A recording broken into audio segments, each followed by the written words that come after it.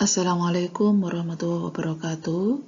Kita kembali lagi dengan pelajaran kewahidiahan dengan saya Erna Widianti.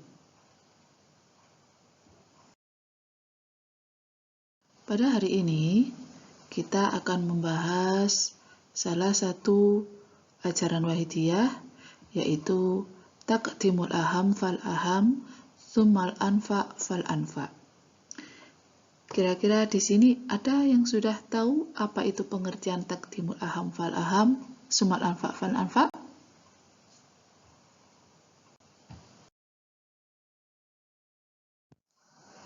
Pengertian taqdimul aham fal aham, tsummal anfa fal anfa ini adalah mendahulukan yang paling penting, kemudian yang paling besar manfaatnya. Jika ada dua macam kewajiban atau lebih dalam waktu yang bersamaan, di mana kita tidak mungkin dapat mengerjakannya secara bersama-sama, maka harus kita pilih yang paling aham. Paling penting kita kerjakan terlebih dahulu. Jika sama-sama pentingnya, kita pilih yang lebih besar manfaatnya.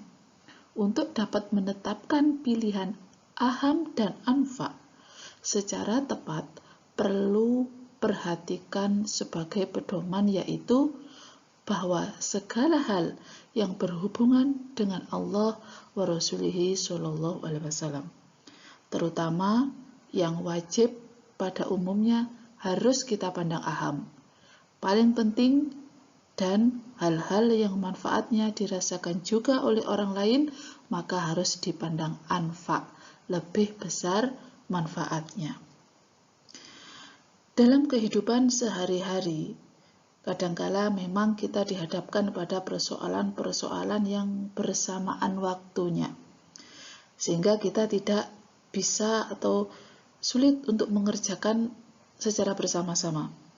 Maka dalam keadaan demikian itu, beliau Mbah Yai Mu'alif Sholawat Wahidiyah Qaddasallahu sirah wa radiyallahu an membimbing kepada kita supaya memilih mendahulukan yang lebih penting. Jika sama-sama penting, maka supaya didahulukan yang lebih banyak manfaatnya. Nah, itulah yang dimaksud dengan taqdimul aham fal aham, tsummal anfa fal anfa. Di dalam menentukan pilihan mana yang dipandang aham dan mana yang dipandang anfa, ini kita harus berhati-hati. Seperti yang sudah dijelaskan tadi, berpedoman pada segala hal yang berhubungan langsung kepada Allah Subhanahu wa taala wa Rasulih Shallallahu Alaihi Wasallam, terutama yang wajib pada umumnya itu harus dipandang lebih aham.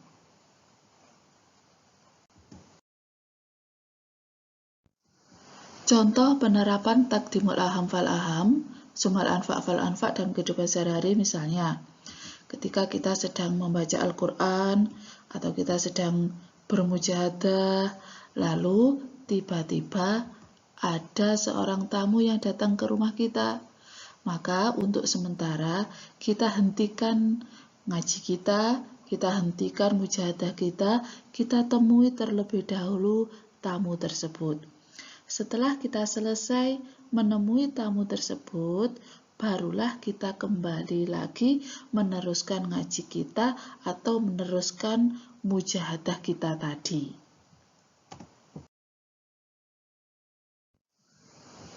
Pengertian manfaat harus ditinjau dari berbagai segi dan memakai bermacam-macam pertimbangan. Antara lain, yang dikatakan bermanfaat yaitu an-nafi'u huwa ma yuqarribuka ilallahi wa rasulihi sallallahu alaihi wasallam. Yang membuahkan manfaat yaitu hal atau perkara yang mendekatkan dirimu kepada Allah wa rasulihi sallallahu alaihi wasallam. Jadi, suatu perbuatan yang dikatakan bermanfaat di sini adalah suatu perbuatan atau suatu perkara yang mampu mendekatkan kita kepada Allah wa Rasulihi Shallallahu Alaihi wasallam.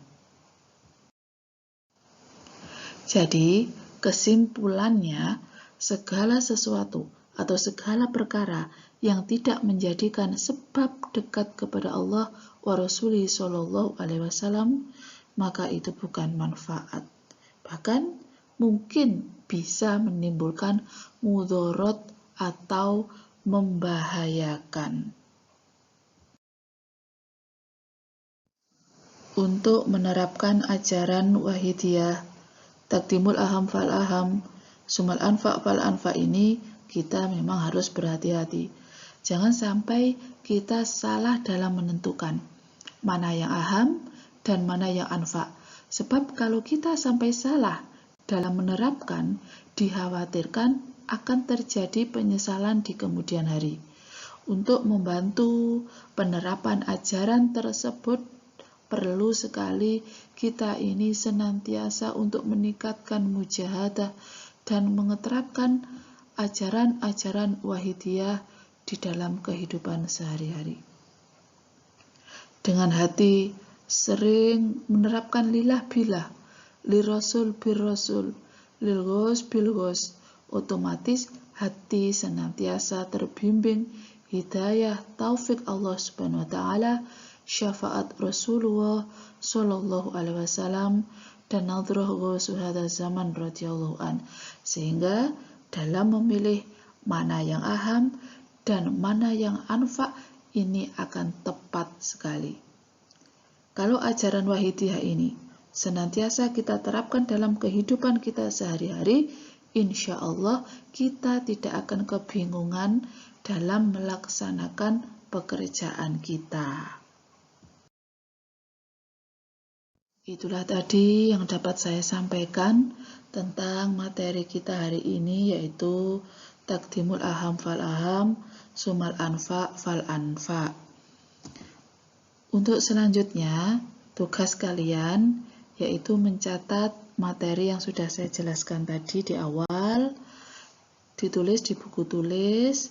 Ingat, mencatatnya harus dengan rapi dan bagus. Baiklah anak-anakku semuanya, terima kasih atas perhatiannya. Cukup sekian dari saya. Akhirnya, wabillahi taufiq wal hidayah. Wassalamualaikum warahmatullahi wabarakatuh.